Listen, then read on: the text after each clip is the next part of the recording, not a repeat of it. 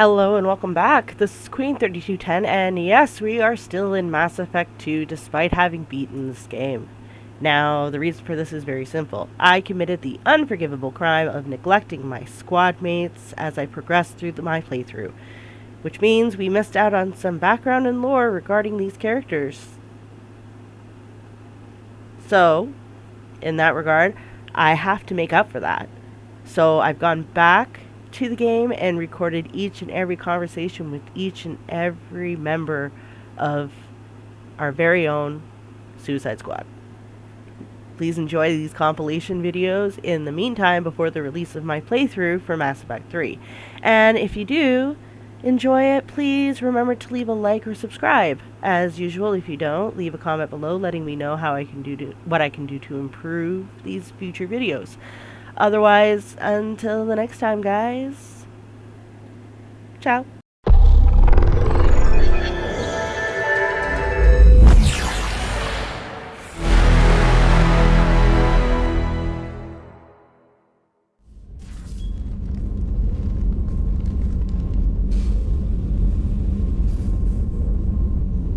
Shepard, how are you?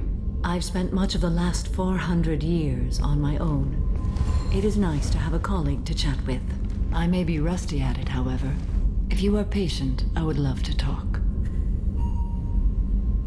How much do you know about our mission? I know that I've sworn an oath to follow you, and that you seek to destroy the Collectors. That is enough for me. You don't want to know why the Collectors need to be fought? When you live by a code that compels you to harsh action, you learn the dangers of curiosity. If I must kill a man because he has done wrong, do I really wish to know that he is a devoted father? What do you think of Cerberus?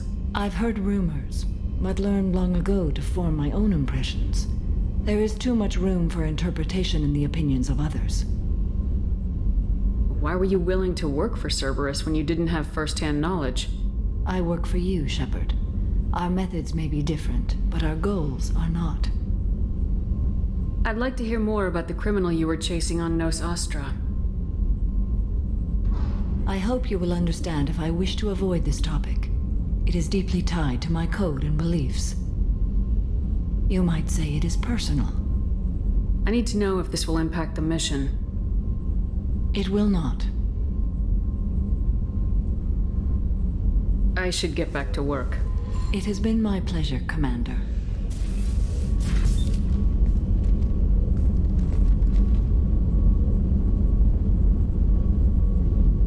Shepard.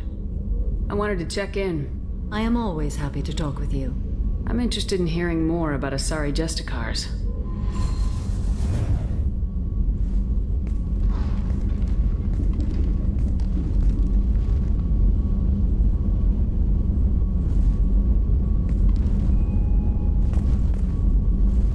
We hold a unique place in Asari culture. Justicars are from another era.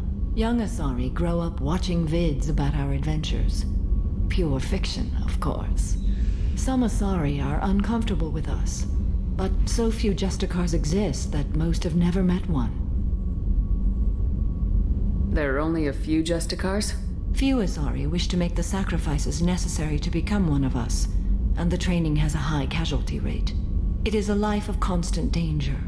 Throughout the entire galaxy, there are only a handful of us at any time.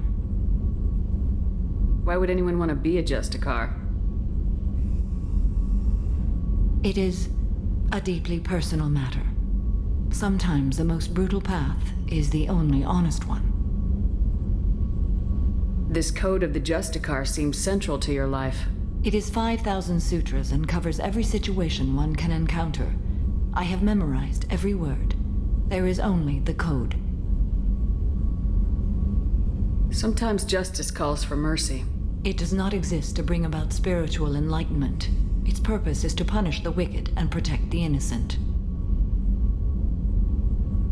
The Asari I've spoken to seem conflicted about Justicars. In this age, people see shades of gray everywhere. The code of the Justicar is black and white. I might seem a hero to many, but I would kill all of them if I had to. What role do you think Justicars have in Asari society? I would say that the closest human equivalent is a knight-errant in your medieval lore.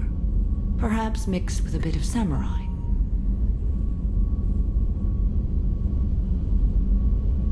What does your code say about killing? I am compelled to kill the wicked. If a Justicar is involved, peaceful solutions are long past. You make killing sound so casual. I remember each being I have slain. They are always in my thoughts. Does the code forbid romantic involvement?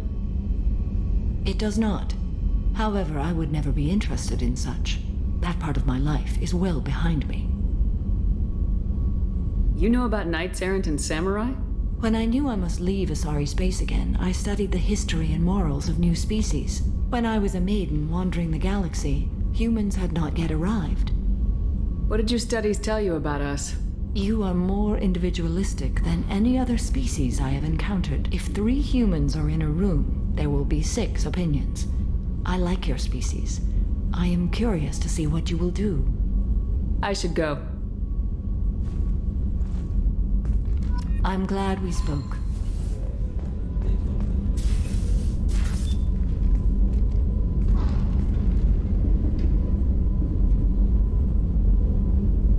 Shepard. How are you? Perhaps we could speak later. I wish to meditate. I should go. Of course. I am glad you came. I must ask for your help. That is not easy for me. It's all right. Just tell me what you need. When we met on Ilium, I told you about a very dangerous person I was pursuing. Using the information you obtained, I have located her. She's been going by the name Morinth. I would like to apprehend her before she disappears again. Didn't you say you'd pick up her trail after our mission? I know where she is, right now. In a month, she may be gone. This is the best opportunity I've ever had. How important is this? Killing her has been my focus for 400 years. It is the most important thing in my life, and the reason I became a Justicar. Where is she? Omega, a nightclub called Afterlife, which seems a perfect place for her to hunt. Tell me about her. She is an Ardat Yakshi. It is a term from a dead Asari dialect. It means demon of the night winds, but that is mythology. She is simply a very dangerous woman who kills without mercy. So is an Ardat Yakshi a special kind of murderer? Morinth suffers a rare genetic disorder. When she mates with you, there is no gentle melding of nervous systems. She overpowers yours, burns it out, hemorrhages your brain. You end up a mindless shell, and soon after, you are dead. Why isn't this ever mentioned in Asari literature or art? When we were primitive, there was much fascination with Ardat Yakshi. Some cultures worshipped them as gods of destruction. Now the Asari have a place in the galaxy, and they don't wish this defect to be widely known. As far as I know, only 3 exist today. 2 chose a life of seclusion. The 3rd ran. Morinth. She ran, and I am sworn to kill her. I don't know that I blame her for running. When she fled, she proved her addiction. She was not taking a great moral stand. She simply wants to keep killing. She is a tragic figure, but not a sympathetic one. Can't she abstain? Each encounter gives her strength. The effect is narcotic. The more she does it, the more she needs to do it. She will never stop. She can't. So you hunt down these Asari just because they're born with a genetic condition? It manifests with maturity. When one is diagnosed, she is offered the chance to live in seclusion and comfort. If she refuses, it shows her addiction to the ecstasy she gets from killing her mates. There is no redemption for such a person. They have to choose between prison and death. It is an addictive condition. Remember how adaptive we are. If Morinth does not want to be cured, she won't be. This is definitely worthy of your full attention. She confuses her victims, twists their feelings. They will do anything for her favor. We need to stop her. Thank you, Commander. There are no words to express what this means to me. There is one thing more. This creature, this monster. She is my daughter. You said this is genetic. How many children do you have? 3. And 3 Ardat Yakshi are in existence today. It is as it sounds. Morinth was always the wild one. She was happy and free, but selfish. It can't be easy to talk about. My daughter's condition is my fault, and my redemption lies in killing her. Do not pity me. Simply understand my situation. How did all this happen? I spent my youth on the move, adventuring. I killed people, mated with them, or just danced the night away. I learned so much, experienced so much, and then my matron days came. I could finally sit back, bask, and enjoy my family. But in one moment, it was all taken away. Sounds terrible.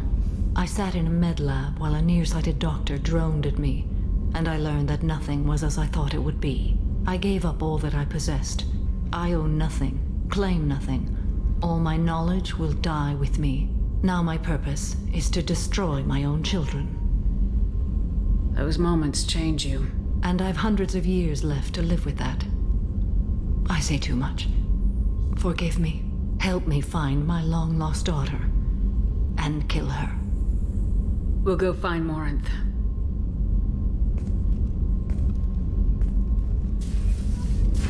I hope we can go to Omega soon. I'll think about that. Meanwhile, I have to go. Of course. Morinth haunted my dreams and waking hours equally.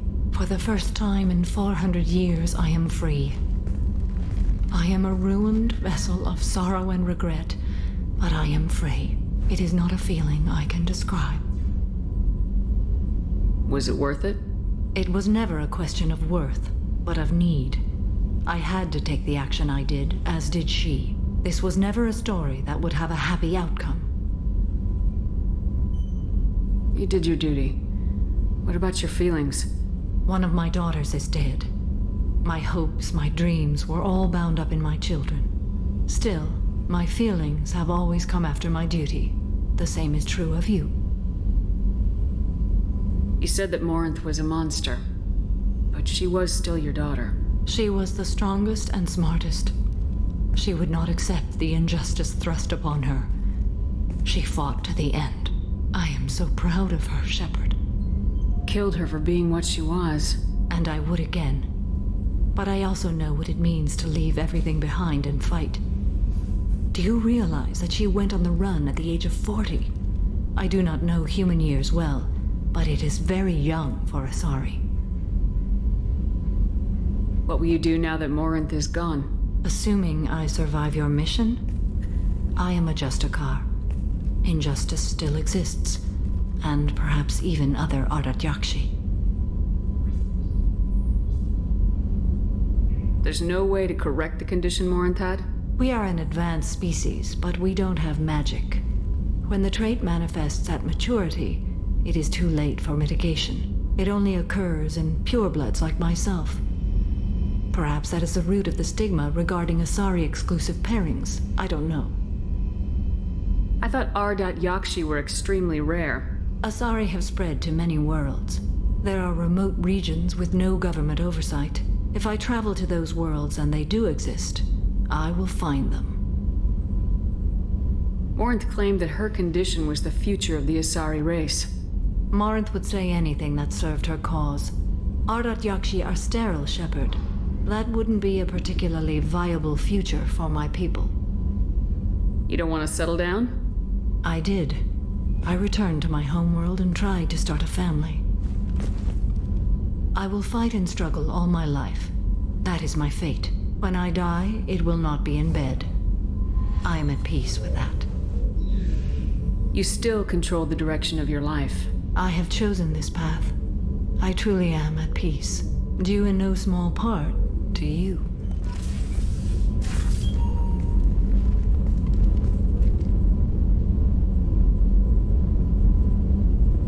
Shepard. Anything new? There is something I've wanted to tell you. I've done many things in my lifetime. I thought the galaxy held nothing new for me. Since joining you, I've realized how much more there is. You must have seen many things in your years of travel. As a maiden, I served as a mercenary. I fought tyrants and pirates. I experienced everything the galaxy has to offer. As a Justicar, I saw parts of Asari space few know about. I destroyed villages and saved cities. I even fought a Spectre. Why did you fight a Spectre? A Taurian named Nihilus. He may have been on council business, but I witnessed him kill an unarmed civilian. Following the code, I attacked. Nihilus seemed like an honorable Turian, and a good Spectre. He may have been. However, killing unarmed civilians is wrong. When we met, I witnessed you kill a merc who had no chance against you. That mercenary was armed, and I offered her a way out. She chose to ignore it. What have your years as a Justicar been like? Mostly tedium and hardship. Traveling on freighters, wandering through rural areas, rooting out injustices, big and small, putting down corrupt officials. When I arrive in a remote area, individuals often approach me with matters of justice. My judgment rarely turns out the way they hope. How do you pay for transportation between worlds? Asari captains often welcome Justicars. We reduce pirate attacks. One raid was called off when the pirates were able to verify that I was aboard. Why would you destroy an entire village? I tracked Morinth to a remote colony world. She'd perverted an entire town, making them worship her and bring young Asari as sacrifices. When I arrived, she fled, throwing her minions at me in waves. They bought her time with their lives. When it was done, only small children remained. I left them in the authorities' care and continued my pursuit. What was being a mercenary like? I was a young, impulsive maiden who discovered her talent for combat. I reveled in it, until the day my troop was hired to guard a mysterious shipment on its way to some clandestine drop-off area. I discovered the shipment was slaves, to be traded to the collectors for advanced technology. You supported the slave trade? In my foolish youth, I'd certainly engaged in questionable practices, but never anything patently unjust. I demanded that we turn around. My mates disagreed.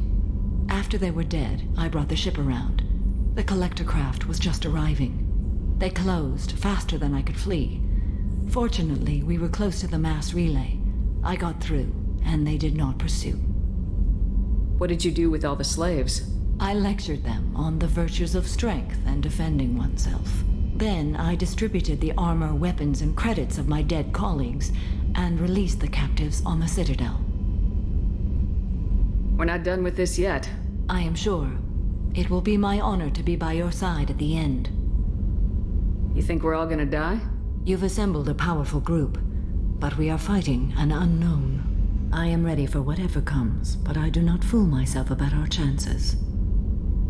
We'll finish this mission and live to see the end. I hope you are right.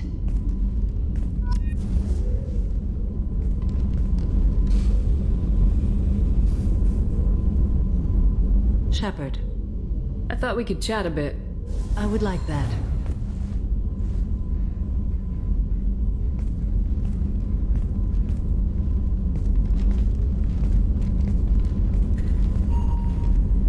You have been a good friend to me. That means a lot to me. If we both still live when this is done, you may call upon me for aid at any time. I will come for you, Shepard.